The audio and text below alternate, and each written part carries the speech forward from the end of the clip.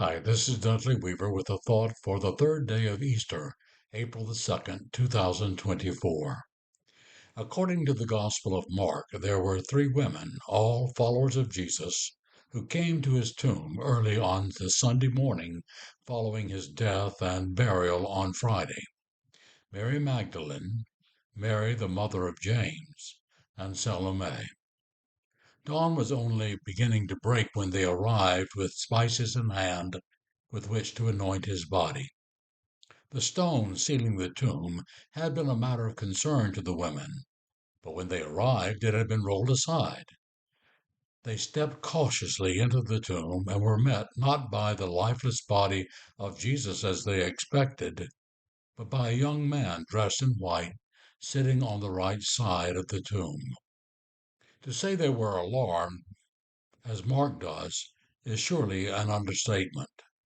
But before they could do or say anything, the young man said to them, "Do not be alarmed. You are looking for Jesus of Nazareth, who was crucified. He has been raised. He is not here. Look, there is the place where they had laid him. But go and tell his disciples and Peter, who had denied him 3 times, that he is going ahead of you to Galilee. There you will see him, just as he told you." Rather rushing to tell his disciples this extraordinary news, the women went out from the tomb, for terror and amazement had seized them, and they said nothing to anyone, for they were afraid. Afraid that they would not be believed, afraid that they would be scorned, afraid that they might be arrested by the authorities for spreading false rumors. Whatever the answer may be, we were never told, just that they were afraid. And one of my pastors, a well meaning friend, came to me and said that if I were to preach a little less Jesus and a little more current events, my critics might be less antagonistic. That only served to get my back up.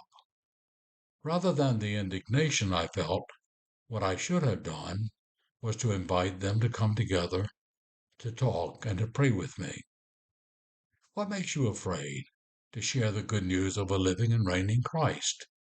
I think what we fear the most is what Jesus calls us to do: share the good news of Christ crucified and risen, feed the hungry, care for the poor, speak up against injustice, strive for peace, show kindness, forgive our enemies, show compassion towards those who may not deserve it, forgive others as we have been forgiven in Christ, love others as God has loved us in Christ, and give that $60 price of a Trump Bible to some good Christian ministry. The radical countercultural nature of the gospel can be challenging, even fearful, but it is liberating, life giving news to those who have met Jesus in Galilee and who continue to follow him, living the life he's called us to live. God bless you this day and always, and thank you for spending a few minutes with me today.